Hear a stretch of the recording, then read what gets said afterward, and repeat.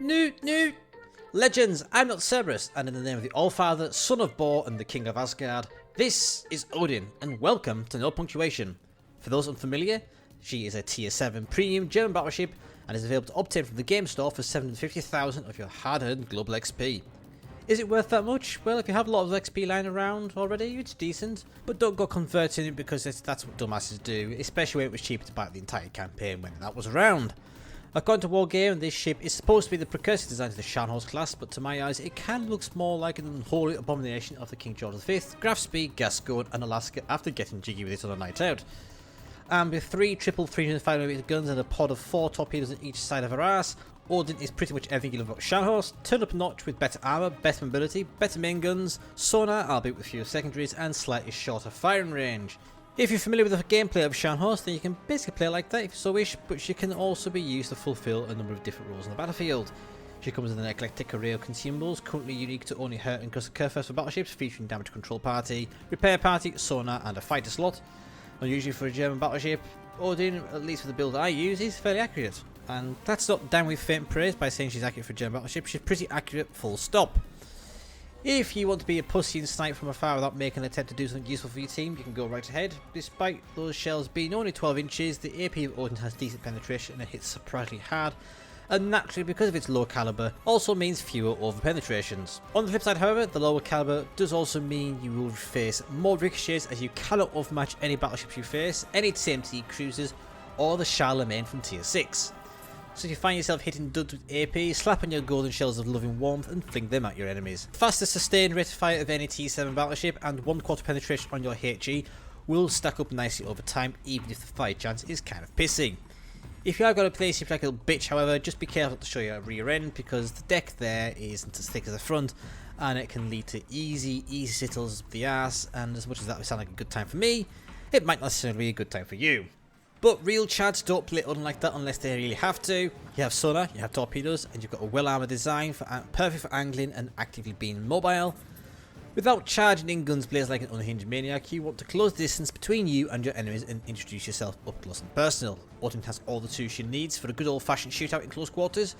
Use your sonar to detect incoming sea-transmitted diseases. You're ready to turn and angle and bounce enemy shells off your armour while firing your guns for doing the shitty shit, and then when the opportunity arises, using your torpedoes. But please, for the love of the Allfather himself, don't simply turn the ship to one side just so you can taunt the enemy.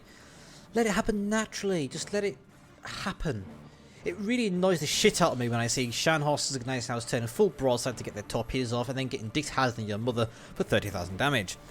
Also of note is that, like the Graf Spee, Odin's torpedoes are located towards the rear of the ship with similar torpedo arcs, but of note is that they do get incapacitated less than the Scharnhorst sisters or Tirpitz torpedoes do. It's not all good news, however. The HE shells are abysmal in terms of damage, and meaning dealing with destroyers is probably going to take at least 2 salvos, and the second arm is kind of bad for a German ship. Just remember that in any engagement, angling is key for you, as while your armour is solid and thick, that thickness is also a curse, as it also means it's able to arm pretty much any shell that's firing at you if it's not sufficiently angled correctly. Speaking of angling, if your enemy is bow tanking you, and in 95% of the cases that you won't be able to penetrate the hull of the AP, then aim for the guns or the barbettes. Out of any ship that I've come across while playing other battleships, Odin is the one that's the biggest pain in the ass for disabling my fucking guns. Or you could just be a pleb and use HE. It's up to you. Anyhow, let's summarise her good points and bad points. In the green corner we have solid all-round armour, high velocity, accurate guns, best sustained rate of fire for all T7 battleships, decent mobility, and the only battleship in the game to have torpedoes and sonar together. And to balance things out, in the red corner we have low calibre guns that can be bow tanked easily, terrible HE damage, the guns are kind of prone to being knocked out, and they also have a shorter range than those found in Scharnhorst, and the secondary armament is very disappointing for a German battleship. Moving on to how I would rate the ship. In terms of ease of play, I would give her a 3. She has decent all-round performance. It means that she can work well in most situations, but the lower caliber guns do leave you open to being bow tanked easily, and despite having sonar, destroyers will still be a pain in the ass to deal with. For a fun factor, I would give her a 4, zipping around the map, closing distance, and slapping ungodly volumes of 12-inch shells at enemy broadsides while unleashing torpedoes if they stray too close is always a good laugh. Except when you do 200,000 damage and get 4 kills in the game and still bloody lose. For effectiveness, I would give her a 3. Unfortunately, she is a cruiser hunter that can't really hunt cruisers if they sit in bow tank. And she'll also be pretty quickly whittled away in the DPM department, But if you catch ships at opposition, you can absolutely punish them. For competitiveness, I would say it's a 3 as well. In the competitive environment, despite having lots of tools at its disposal, the ship's vulnerability to getting its guns knocked out, along with a lower calibre, again, recurring theme here, will limit its ability to do reliable damage, especially when there are ships like Missouri, Siegfried, Jean Bart and Wichita floating around. Value, I would say it's a 3. If you have 750,000 global XP and love quick, fast-firing battleships that just happen to be armed with torpedoes and have access to sonar, or you particularly love Scharnhorst, then absolutely she is worth it. If you're in the market for a battleship in general, then Tirpitz, Monarch or Alabama may be more fitting your fancy. Overall, doing this review, I have actually found that I really like Odin. She's sat in my pot for so very long, but now she's made her way onto my favourites tab. Sure, she's not the best battleship at her tier, although some argument can be had whether she is the best German battleship, but I'll leave that one down to you. Her playstyle, as mentioned, is essentially that of Scharnhorst and Gneisenau, as well as to a lesser extent that of Tirpitz. You have a lot of tools at your disposal, but your enjoyment out of Odin will come down to two things: how much you like to move and how close to a target you like to get.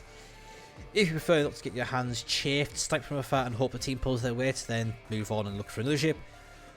If you enjoy getting down and dirty with your enemies, trying to wrestle the win out the enemy's hands, then oh boy is she a laugh. And that is Odin. Thank you for watching. If you have enjoyed the video, leave a like and drop a follow. Got any feedback, slap it in the comments below. Take care, and I'll catch you next time. Bye!